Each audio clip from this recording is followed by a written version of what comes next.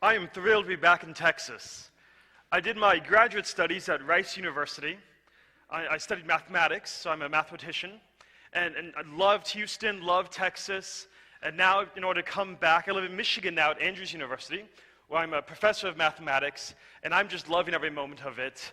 I'm looking forward to meeting you all. One thing I took with me from Texas was howdy. So whenever I'm in Michigan, I meet someone, I go, howdy. And then I owe that to Texas. So it's good being back. It's good seeing you all and being able to say howdy and y'all. And I'm back home again, right? But what I want to do today is I want to talk about some of the questions I wrestled with when I was a student. Not just a graduate student here in Texas, but I was an undergraduate student. I did my undergraduate studies at Stanford University in California. And I remember my freshman year, my first semester, I took a class, a philosophy class, that was called Truth, One, Many, or None. And so you go in on the first day of class, there's two professors, team taught, and they said, we are going to examine the question of truth. Is there ultimate truth? Is there something that explains all of reality? And they examined throughout the course of the semester in these different views. Maybe there is such an ultimate truth. Maybe there are competing truths, or maybe there's no truth at all. And throughout the semester, we examined this. And I so value this course because it really set the tone for me for university. This course whet my appetite. It made me hungry to know what is truth and can I know it. And perhaps because I was a math major, I was arrogant enough to think you could actually know truth, right? This is something we have in mathematics. We actually seek to understand and know truth. And so university for me was really a seeking of truth, of what can I know, what is true. My freshman year, I intentionally befriended a number of friends from different backgrounds, different ethnic and religious backgrounds. My spring break that freshman year, we took a trip going to different religious communities. So we went to a Sikh temple, we went to a number of different religious communities, and we were just trying to learn about these different worldviews. How do people make sense of the universe? I would take classes in different fields trying to understand how do people make sense of the universe. And as I wrestled through this, it came down to two worldviews I ended up weighing. Two I came down to, and those two worldviews I want to compare with you this morning. Now, there are many more we could examine, but I'm just going to focus in on two. In those two worldviews I want to examine, the first one I'm going to call naturalism. When I say naturalism, what I mean is the belief or the conviction is that all that exists is the natural world. Sagan, in his show Cosmos, incredible show, he puts it this way. He says the cosmos is all that is or was or ever will be. But what this does then is it excludes the possibility for anything supernatural, right? If all we have is the natural, then there are no gods or angels or spirits, or anything like this. Merely the material world is all that is. We're going to contrast this view of naturalism this morning with what I'm going to call Christian theism. Christianity, belief that there is a God. But when I talk about Christianity, it's not just that we believe stuff about the world, and then over here we also believe Christianity. I'm going to suggest that Christianity is actually claiming to be a window to make sense of the entire universe. So C.S. Lewis put it this way. When he came to faith in his 20s, when he came to embrace Christianity, he said he came to believe in Christianity as he believes the sun has risen. Not just because he can see it, but because by it, he sees everything else. So Lewis was claiming for him, Christianity became a way to make sense of the world as a whole. The author Ellen White, she put it similarly. She says, Christ is the center and circumference of all truth. Not just one truth among many, the center and circumference of all truth. She goes on to say, in him is the complete system of truth. And so we're going to weigh these two ways of making sense of the world. Ultimately, everything is natural. Everything boils down to biology and chemistry and physics, and that's all there is to the world. Versus, in fact, Christianity gives us a richer view of the world. Which Christianity enriches and explains the world. And so what I want to do this morning is I'm going to look at 6 pieces of evidence, 6 features of our universe, and for each one we're going to ask, what makes sense of this? Does Christianity explain this aspect of our universe, or does naturalism better make sense of it? Now, I have to warn you, I'm a math professor. And so you invited a math professor to come and talk to a bunch of university students. And so we're going to engage with this stuff, okay? I'm not going to hold back. We're actually going to get into it. I was giving a calculus lecture earlier this week. And halfway through, one student audibly said, "What is happening right now?" So we're going to dig in. We're going to go deep. Is that okay? I want us to really dig into the thick of it and try and understand what's going on with our world and how can we best make sense of it. Now, many of you here may already be committed to the Christian worldview, and if so, that's fantastic. I found good reasons to embrace it as well. But perhaps you have friends and family members who are trying to figure out for themselves, how does Christianity make sense of things? And perhaps yourself, you have some questions you're wrestling with, so I hope this is still a valuable exercise for you. And then for those of you who maybe are not so inclined towards mathematics and the sciences, maybe you're inclined more towards the humanities and history and these other fields, we'll touch on this a little bit. But I encourage you in your studies to dig in also and to ask, how does Christianity make sense of this? How does my faith integrate into what I'm studying, right? How does faith engage with my intellectual life? Okay, with those words said, let's jump in and begin to try to understand these 6 pieces of evidence. The first one is that we have a universe to begin with. There is something there, which prompts us to ask, well, why is there something instead of nothing? But incredible thing is not just that we have a universe, but over the last 50 to 100 years, the scientific community has come to the consensus that the universe had an origin. It had a beginning. So this started with some observations of Hubble. As he was looking out into the universe, he noticed that there was this redshift effect. He hypothesized the universe was expanding. We got more confirmation as we observed as we detected cosmic background radiation. We saw the universe is expanding. We said, wait a second, if the universe is expanding, we can rewind the story, and then the universe had a beginning, sometimes referred to as the Big Bang. There was a beginning to it. But if there was a beginning to it, that then forces us to encounter the question, well, where did it come from? For much of human history, people just believed the universe had always been. So throughout much of human history, the assumption was the universe is eternal. It's always been here. But now, over this last century, as we've come to the conviction, in fact, there was a beginning, now it cries out for an explanation. Well, where did it come from? Let's test the 2 worldviews, Christianity and naturalism. How might we explain the origin of the universe? Well, surprisingly, Christianity begins, the Bible begins with this claim. Genesis 1:1 begins claiming that in the beginning God created the heaven and the earth. The very first verse of the Bible declares that there was a beginning to the universe. And what's interesting is we're at this unique time in history where the scientific evidence has now caught up to this. And the scientific evidence is now confirming, in fact, that it was a beginning to the universe. So it seems like, at least with Genesis 1:1, there's a deep agreement with what the text is saying, the universe had a beginning, and what we can now detect through science. But how might the naturalist explain this? If one doesn't want to appeal to God, what might one explanation be? Well, here's a possible explanation offered by the late Stephen Hawking. He put, because there is a law such as gravity, the universe can and will create itself from nothing. Now Stephen Hawking is one of the greatest physicists in modern history, really important contributions to cosmology, but I think there may be something problematic with this claim of his. As you look at this, because there is a universe such as gravity, since there's a law such as gravity, the universe can and will create itself from nothing, do you detect anything problematic? In the spring, I'll be teaching this logic course. It's to have my students analyze statements like this and try and tease out the logic of it. Let's try that. Can you notice anything possibly logically fallacious about it? Oh, very good.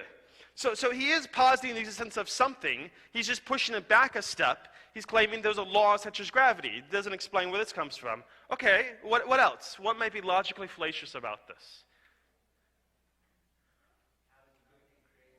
Yeah, very good. the universe is creating itself from nothing. And now he's trying to imbue nothing with some kinds of creative properties, some kind of creative potential. How does nothing have the ability to create something, the universe? There's one more problem I have with this in particular as a mathematician. He says it's the law of gravity that's doing the creative work. But I'm not sure that mathematical laws, like the law of gravity, can do creative work. To demonstrate this, does someone have a wallet? Do you trust me? We're gonna here's a wallet. Do you mind me opening your wallet? We're gonna see what a pastor's salary is. So mathematics is a really powerful thing. It's a way to describe what's going on in a system. Mathematics can help me describe the amount of money in this wallet. And so I can use mathematics out of a mathematical description saying that there's 120. So we can do that out. 1 times 20. $20. Mathematics can describe what's going on. Now, if I wrote down 1 times 20, but then very sneakily I slipped in plus 100, I changed the mathematical description, would $100 pop into existence? No, the mathematics describes, it doesn't create. You follow that? The mathematics can describe what's going on in that wallet. It can't create new money. It'd be awesome if it could, right? I suspect that a lot more students would be interested in mathematics. But it's only able to describe. And so when we come up with descriptions like gravity, these are mathematical descriptions of what's happening in the universe. But these descriptions in themselves, these mathematical laws, have no power to create. You follow that? So merely having a scientific explanation of what's happening doesn't explain the creative agency behind it. So it seems like Hawking's objection, his explanation, falls short. But one might respond, okay, you claim God created the universe. Oh, what might one object? What might the next objection be? Who created God? Yeah, many of you said, you've heard this before perhaps, but who created God? If you're saying God created the universe, who created God? Don't we run into the same problem? How might we engage with this? Well, let's try and run the logic again. We claim the universe needs some kind of explanation. Why? Because one, we said, everything that begins to exist has some kind of cause. And two, we now have really good evidence that the universe had a beginning. The universe began to exist. Therefore, three, we need some kind of explanation of what caused the universe. That led us to Genesis 1:1. Can we run the same argument on God? Everything that begins to exist has a cause, yes. Premise two, but did God have a beginning? Well, that's not the claim of Scripture. The God we worship, the biblical God, you look at Psalm 90, verse 2. Before the mountains were brought forth, or ever you had formed the earth and the world, from everlasting to everlasting you are God. That is, the God of Scripture is unique in that God has no beginning. And since God has no beginning, it doesn't make sense to ask questions like who created God, because God always has been. We only ask the question of who created the universe because the universe had a beginning. But God is not like this. God is eternal. So it seems like this objection fails. Second piece of evidence that I want us to examine is something called the fine-tuning of the universe. When we go out, we give these descriptions of the universe, these mathematical descriptions, we come up against these various constants, things that describe fundamental properties of the universe, things like the speed of light or the force of gravity or some of the other forces. And there are a couple dozen of these fundamental constants that just seem to be baked into the ingredients of our universe. And the question is, well, when you look at these constants, we notice something. If we tinker with them a little bit, the system fails. For instance, here's a diagram that shows two of these constants, the electromagnetic force and the strong nuclear force. And if you observe this diagram, what's going on here is if you notice if you move too far either way, up or down, left and right, well, you start breaking science.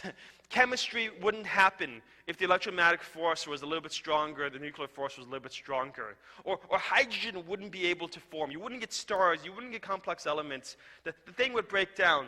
Both forces must exist right in this little area here called the Goldilocks zone, must exist in a very small life-permitting range. And if either one was off, the system as a whole would fail. And it's not just these two constants. We have dozens of them, and each one must be set to just the right value.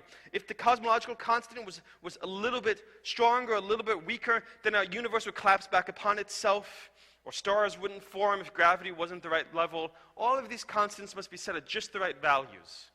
And so as physicists have discovered this over the last 50 years, it's led a number of them to make some remarkable statements. One of them is the physicist Fred Hoyle. Now, this is someone speaking as a naturalist, as an atheist. He doesn't have belief in God.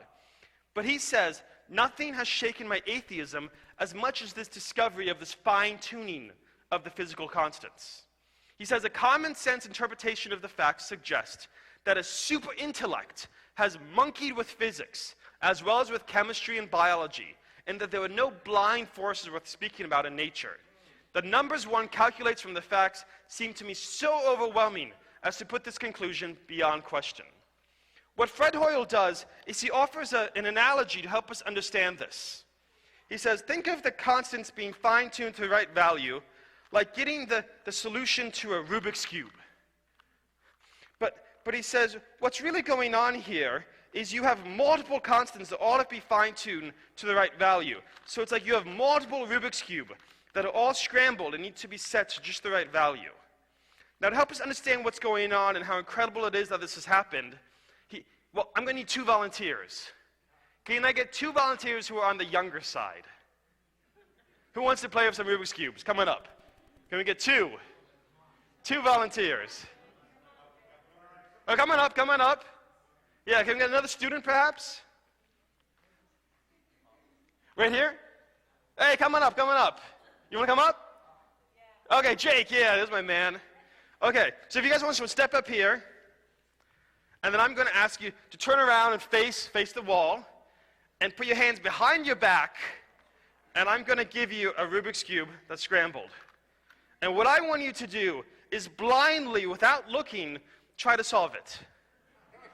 And so we're gonna watch, and we're gonna let you see if you can unscramble these.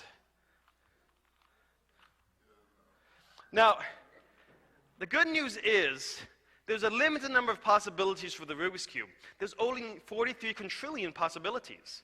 That's 43 billion possibilities.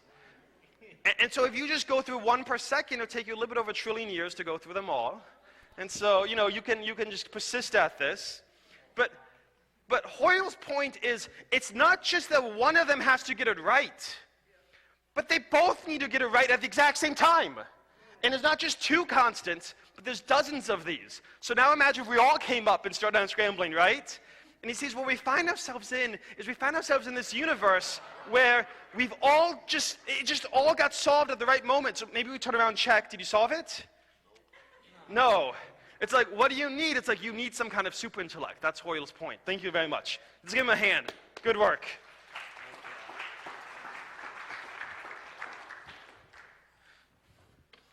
So the second attribute we're looking at is the fundamental constants of the universe seem to be just right, finely tuned to allow chemistry, to allow there to even be a universe to talk about. Now, how might a naturalist respond to this observation? Hoyle, he was shaken by this. He says it's pointing to some kind of intellect. But others have tried other explanations. Here's one explanation that tries to resist any kind of appeal to the supernatural. It's called the anthropic principle. It simply says, well, the conditions that are observed in the universe must allow intelligent life to exist, else we wouldn't be here. It's like the fact that we're here means we must live in a universe that would permit life to exist. And so it's no surprise that the constants are just finely tuned to the right values to allow life to exist. Do you find that compelling? Something kind of funny about that logic. One philosopher responding to this put it this way. He says, imagine, well, I'm going to be flying back to Michigan tomorrow. Imagine while I'm flying back, something awful happens. My plane were to crash. Go into a mountain or something, big ball of fire. But somehow I survive. I walk out without a scratch on me. And then someone comes up and they're like, how did you survive? And I said, well, I must have survived. Because if I didn't, you wouldn't have asked me that question. So the fact you're asking that question means I must have survived, and therefore I don't need to explain anything else. So that kind of misses the point, right? Yes, of course, the universe must permit life in order for us to be here, but it's still quite remarkable that it does permit life, right? This is just dodging the question. Then there's another attempt to explain why the constants are just finely tuned, and this is the idea of, well, there's a multiverse. It's like, what are the odds you win the lottery if you get one ticket? Quite small.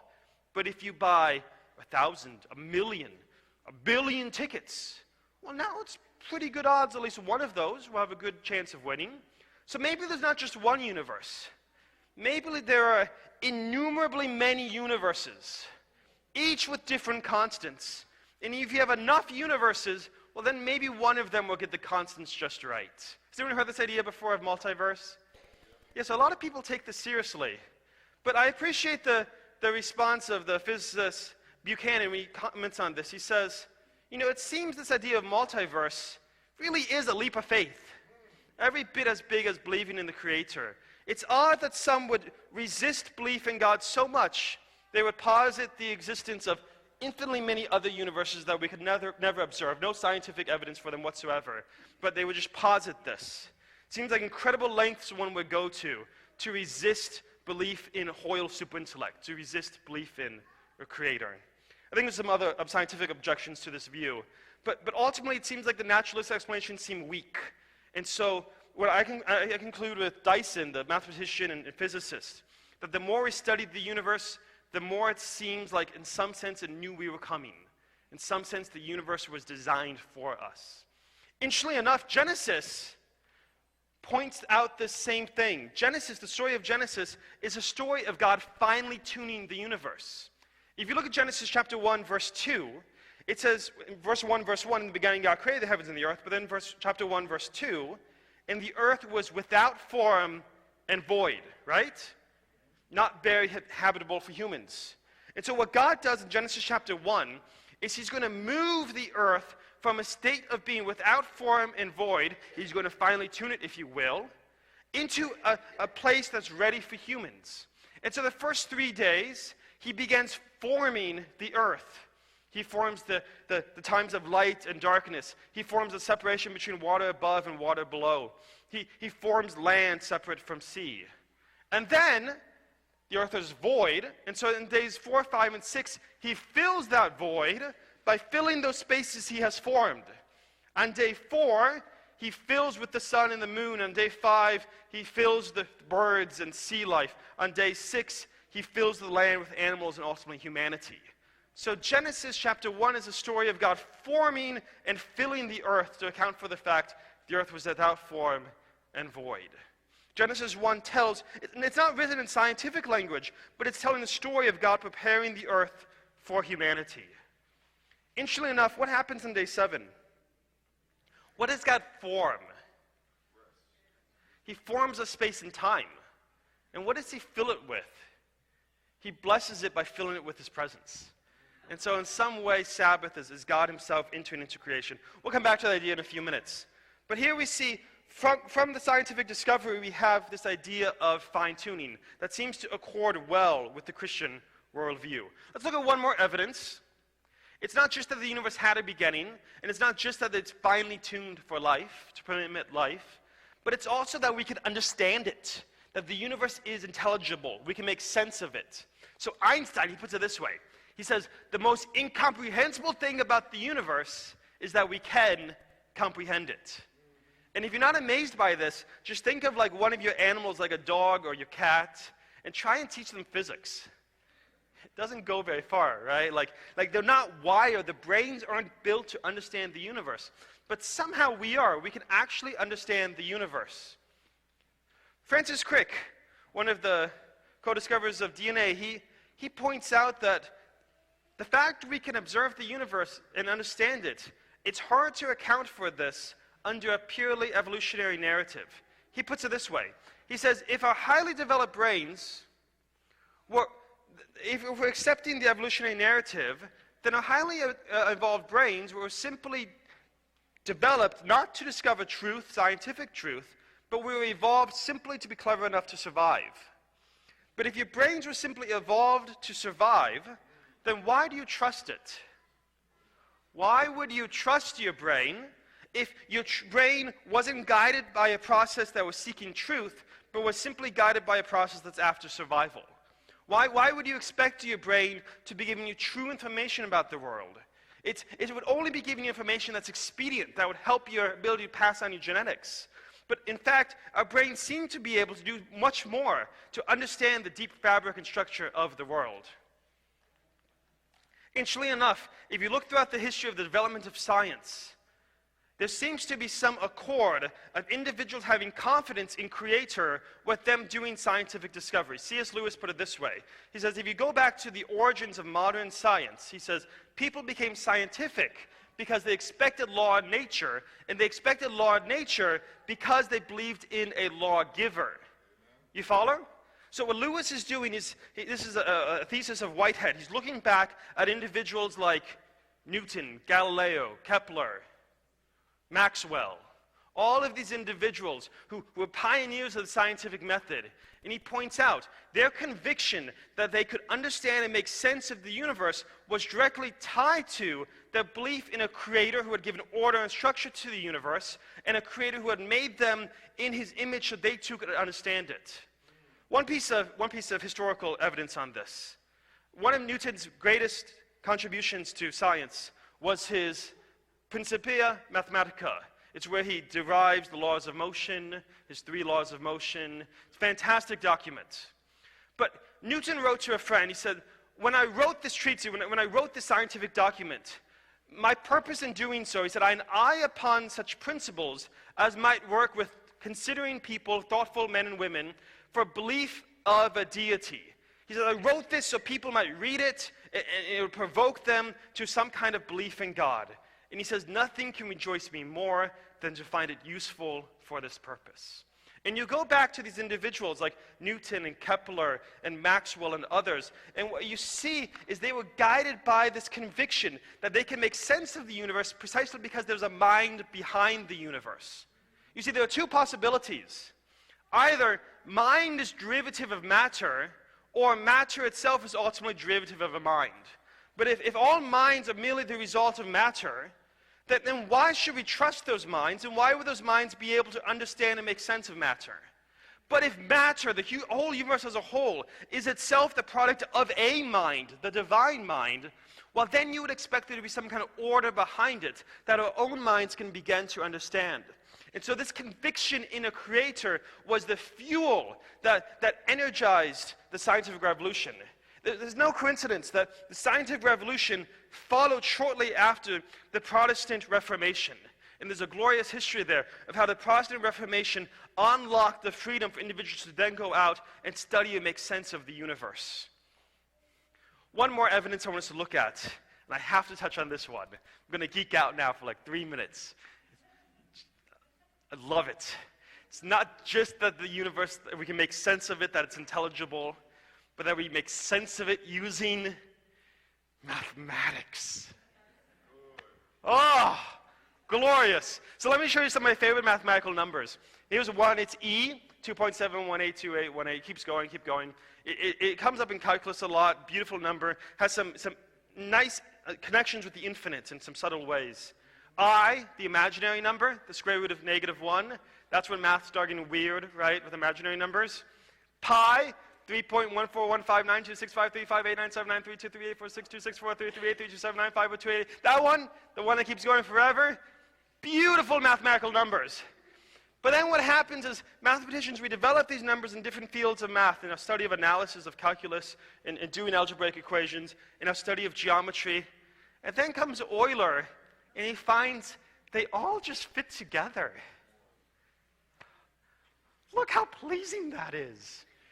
E to the I pi plus 1 is 0. There's just this beautiful structure to it. Now this may not amaze you. It should. I mean, this is incredible stuff. But the Nobel Prize winning physicist Eugene Wigner, in the last century, he reflected on this. He says, wait a second, why can we do mathematics so well? And so this is Wigner reflecting on this. He says, you look at the mathematician, he's exploring the domain of permissible reasoning. He's doing these weird things like introducing imaginary numbers. He says that this recklessness doesn't lead the mathematician into a morass of contradictions is a miracle. He goes on to say, certainly it's hard to believe that our reasoning power was brought by Darwin's process of natural selection to the perfection which it seems to possess. Again, it's the same observation as Crick. It's how is it if we're simply animals seeking to survive, guided by natural selection, why would we end up with an ability to reason so profoundly and so perfectly that we can come up with things like e to the I pi plus 1 is 0, right? This doesn't help one survive. It doesn't help one reproduce. But it does. It is beautiful, and we can know it, and somehow our minds are geared to seek after truth and to seek after beauty. What's going on here? Wigner goes on to say, it's not just that we can do mathematics, but that mathematics that explains the universe. And he says the appropriateness of the language of mathematics for the formulation of the laws of physics is a wonderful gift which we neither understand nor deserve. The very fact that we can do science, that mathematics makes sense of the universe, he says it's a miracle. The very fact that we can do this. It's crying out for some kind of explanation. It's pointing to some kind of mind behind it all. Fifth piece of evidence. We've seen the universe has a beginning. We've seen that it's finely tuned for life. We've seen that we can make sense of it. And we can make sense of it using mathematics. But here's one more thing when you make sense of it in the universe. And that's us. How do we make sense of people?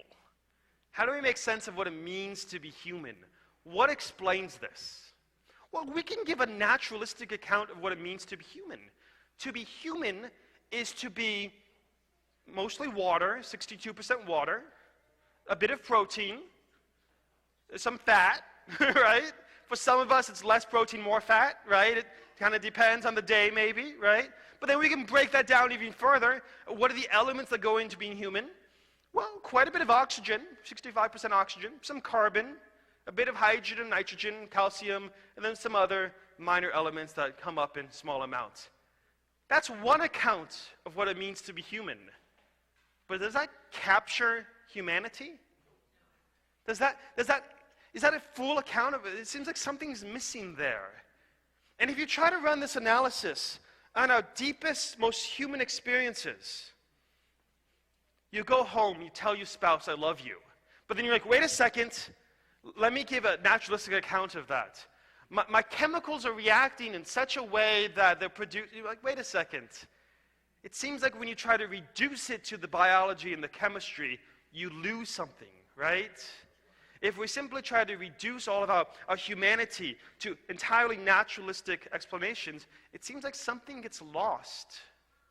So how can we account for there seeming to be more to the human experience than mere natural, than the mere physical? Viktor Frankl, a survivor of the Holocaust, reflects on the significance of us knowing the correct story of what it means to be human. He points out that if we present people with a false conception of what it means to be human, if we present them with a conception that's not true, we will corrupt the individual.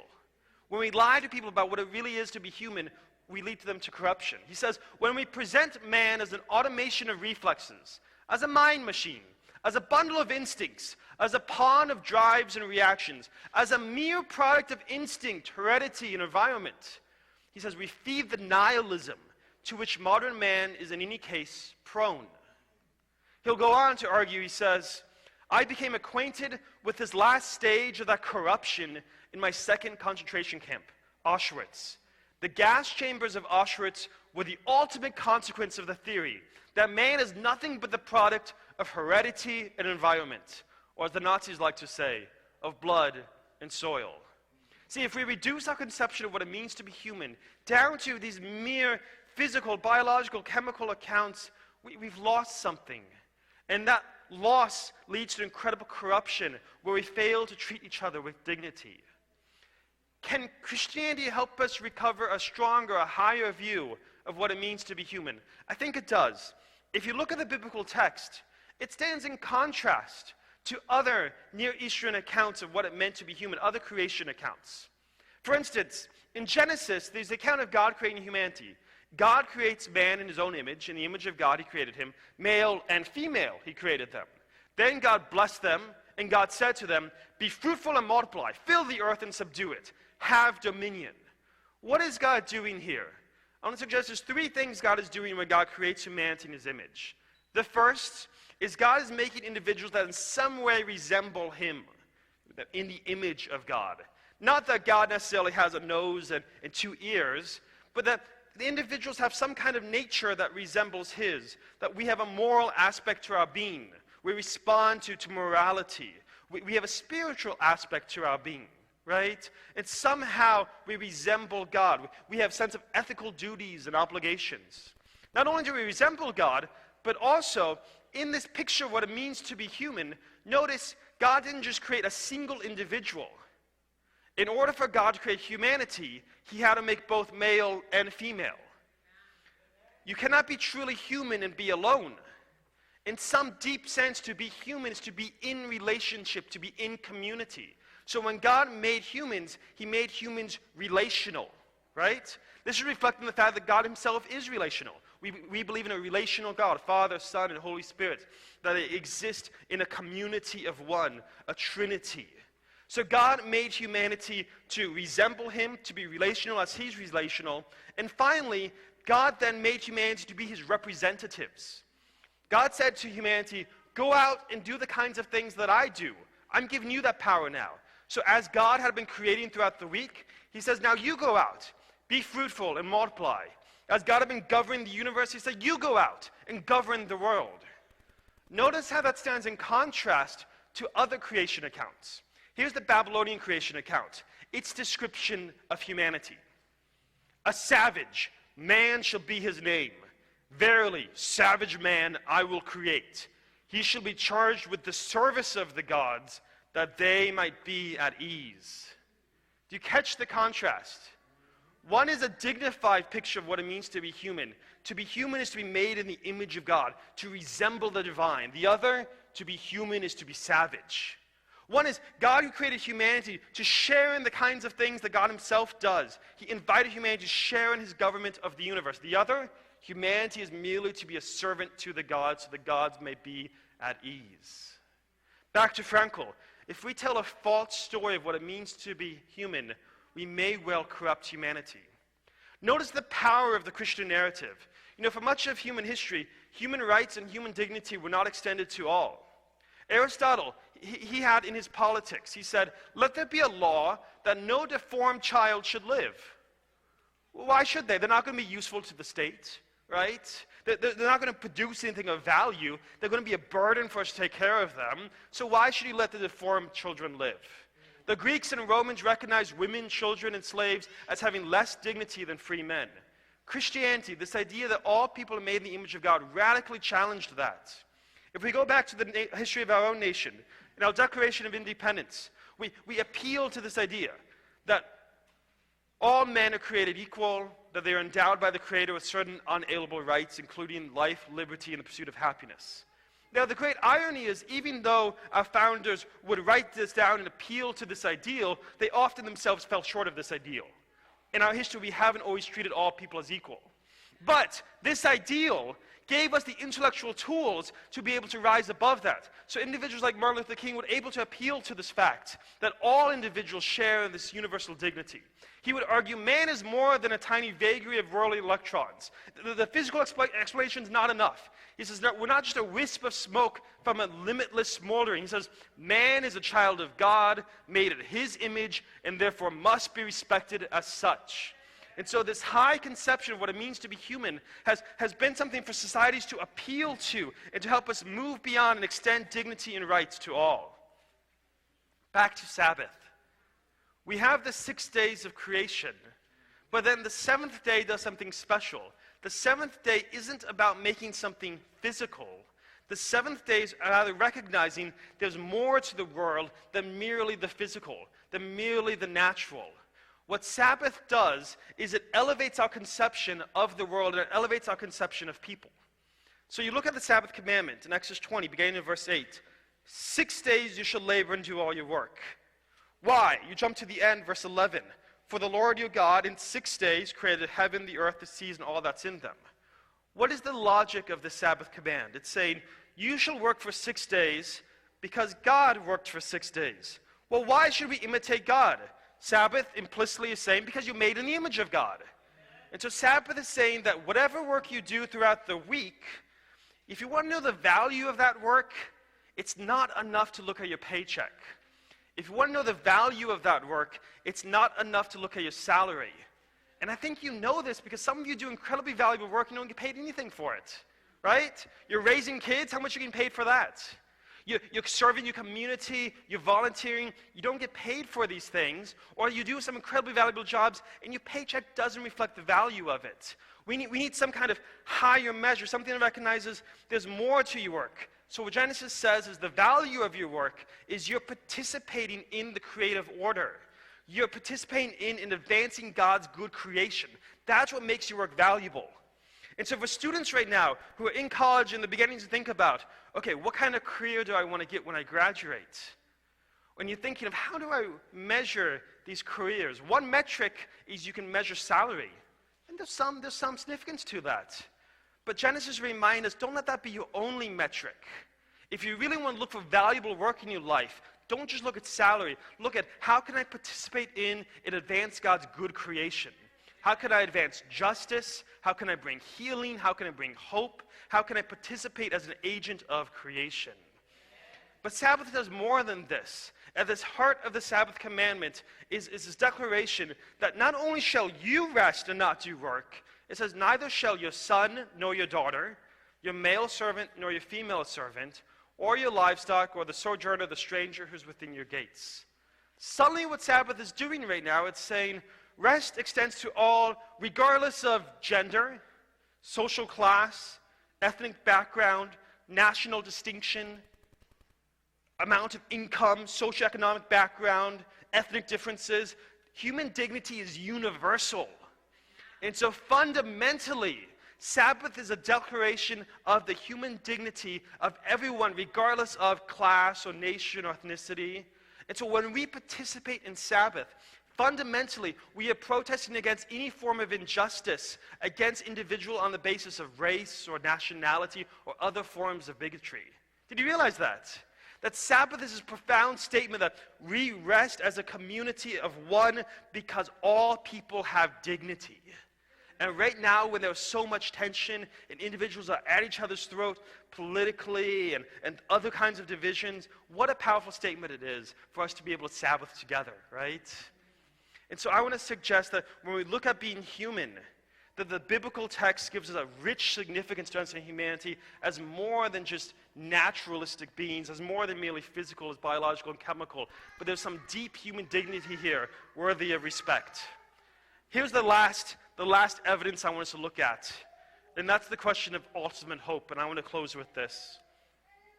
If we're simply running the naturalistic account, I said Hubble ran the story backwards, and he saw the universe had a beginning, yeah?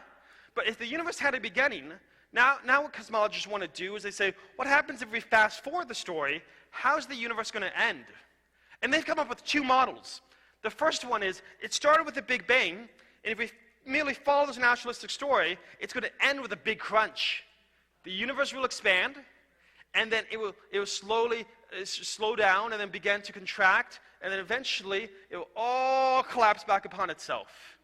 And there'll be a big crunch, and it all goes out of that. Well, we thought that was the leading theory for a while, but a couple years back, we took some observations, and we saw the acceleration of the universe is actually speeding up. And so it's getting faster and faster. It's like, okay, so maybe it won't close in back on itself. It'll continue to expand. And as it expands, we'll use up all the heat energy of the universe. All the stars will die. The universe will go to absolute zero. All life will be long gone, right? Everything will be cold, dark, nothingness. If that's the future of our universe, here's my question. On that day, be it either a crunch or a big chill where everything dies out, what possible significance could anything we have done in our lives have on that day? If it's all going to end anyway in a crunch or a chill, what significance is there to any achievement of humanity? There may be significance today, but what's the ultimate significance to any of our actions? Why fight to advance justice? Why seek to make the world a better place? Why sacrifice for others? Why would we do these things if it's all going to end in either a big crunch or a big chill? It seems like this narrative, this naturalistic narrative on its own, is rather hopeless, and it seems to undermine the ultimate significance of anything we might try to do. But by contrast, the Christian picture of the future is a picture where God steps in, and God steps in such that He Himself comes to be with His people. He Himself comes to bring an end to all injustice.